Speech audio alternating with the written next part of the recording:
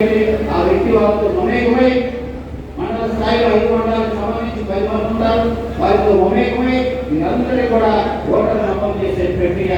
ఇది ఒక 15 రోజుల ప్రక్రియ. ఎంతమంది ఓట్లు మనం నమోదు చేయగలిగితే మన ఆల్పాటి రాజాగారికి అంత మెజారిటీ ఇచ్చిన వాళ్ళు కూడా మీ అందరికీ తెలియజేస్తున్నారు. కాబట్టి అందరూ కూడా మొన్నటి వరకు ఎన్డీఏ రావాలి, మార్పు కావాలి, నియంత్ర పాలన పోవాలి అని ప్రజలు ఎదురు చూశారు.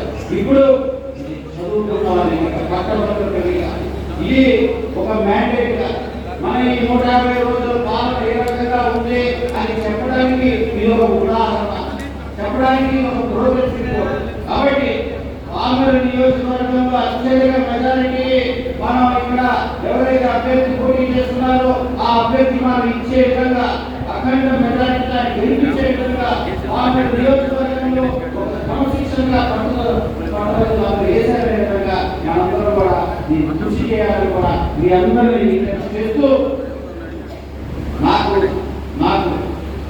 ఈ వేదిక పైన 115 రోజుల తర్వాత ఒక రకంగా ప్రతి మండలంలో ఒక సీనియర్ నాయకుడు, అదేవిధంగా మండలాధ్యక్షులు అందరూ కూడా ఈ రకంగా కూర్చోబెట్టుకొని నాకు అత్యంత ఇష్టడు కృష్ణా జిల్లాలో నువ్వు నచ్చే మొదటి వ్యక్తి, నువ్వు నచ్చే మొదటి వ్యక్తి, నీకు పితృ సమానులు ఇది గురువు ఎవరు అంటే ఆ గురువు గారిని పక్కన కూర్చోబెట్టుకొని ఈ రకంగా మాట్లాడటం నాకు కూడా చాలా ఆనందంగా సంతోషంగా ఉంది.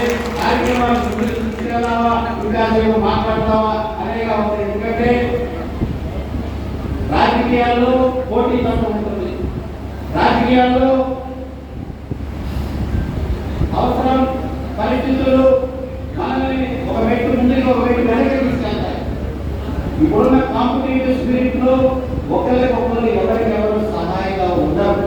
కానీ 3 సంవత్సరాల క్రితం ఇదే అక్టోబర్ 15 విజయదశమి నాడు నేను స్వర్గీయ నందమూరి తారక రామారావు గారి పుట్టినరోజు నిమ్మకూరులో ప్రమాణ స్వీకారం చేసిన రోజు నుంచి ఈ 3 సంవత్సరాలు నాకు వెనుకలుగా ఏదైనా తప్పులు చేసినా కారుబాటు చేసినా వెంటనే సరిదిద్దుతూ నాకు గురుతులుగా, ఒక భీష్మాచార్యుడిగా, ఒక ద్రోణాచార్యుడిగా ఉండి నాకు సూక్ష్మంగా, నాకు ఒక మార్గదర్శిగా, ఒక ఋషిగా, ఒక మహర్షిగా నాకు ఒక అడుగు వేసే విధంగా మా గురుతులు నాకు అడుగుగా ప్రోత్సహిస్తూ ఈ రోజు నేను శాసనసభ్యుడు కావడానికి ఆయన ఆశీస్సులే నాకు ప్రథమంగా కూడా మీ అందరికీ తెలియజేస్తున్నా.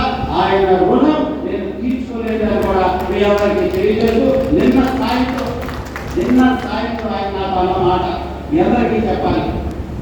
నీకు చాలా భవిష్యత్తు ఉంది రాజకీయంలో, కానీ నీ ఆరోగ్యాన్ని కూడా జాగ్రత్తగా చూసుకో. నాకు నువ్వు కొడుకు సమానుడివి, నువ్వు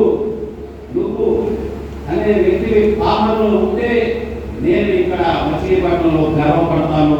నువ్వు 10 కాలాలు చల్లగా ఆరోగ్యంగా ఉండి నీ నియోజకవర్గాన్ని కాపాడుకోవాలి, నువ్వు నా కొడుకులు ఉన్నావు అనే విధంగా నేను గర్వపడాలి అని చెప్పి ఆయన చెప్పినప్పుడు నా కళ్ళు సంస్థాయి. అభిమానిస్తే ఈ రకంగా అభిమానిస్తారు అని చెప్పడానికి ఇది ఒక ఉదాహరణ. అందుకనే మా గురువు గారి గురించి ఇంకొక మాట చెప్పారు. ఈ కార్యక్రమాన్ని ముందుకు తీసుకెళ్ళాం. దీనికి సంబంధించి ఏదైతే ఎన్నికల నమోదు విషయం మొన్నటి వరకు ప్రతిపక్షంలో అడుగడుగునా ఎదిరిస్తూ పోరాడుతూ ఒక్కొక్క విషయంలో 10 సార్లు చెప్పుకుంటూ ఆ పని కావడానికి చాలా ఇబ్బందులు పడ్డాను. కానీ ఇప్పుడు అధికారంలో వచ్చాం. ఇప్పటి నుంచి మనందరి బాధ్యత ఎవరు ముందు నమోదు చేస్తారనే పోటీ